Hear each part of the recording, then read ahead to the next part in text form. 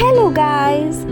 So നമ്മൾ അങ്ങനെ flight വന്നു. നമ്മൾ ഫ്ലൈറ്റിൽ കയറി. അങ്ങനെ ഫ്ലൈറ്റ് ഇങ്ങനെ പൊങ്ങുമ്പം വല്ലാത്തൊരു ഫീലാണ്, ഭയങ്കര എക്സ്പീരിയൻസും കൂടെയാണ്.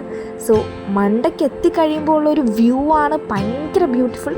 അവിടുന്ന് താഴെ നിന്ന് നോക്കിക്കഴിഞ്ഞാൽ ഇത് മൊത്തം നമുക്ക് എൻറ്റയർലി കാണാം. ഭയങ്കര രസമായിരുന്നു കാണാനായിട്ട്. സോ അങ്ങനെ ദുബായ് മൊത്തം കണ്ട് ടാറ്റ ബൈ ബൈ പറഞ്ഞ് ഞാൻ നേരെ ബാംഗ്ലൂരിലേക്ക് പോവാണ്.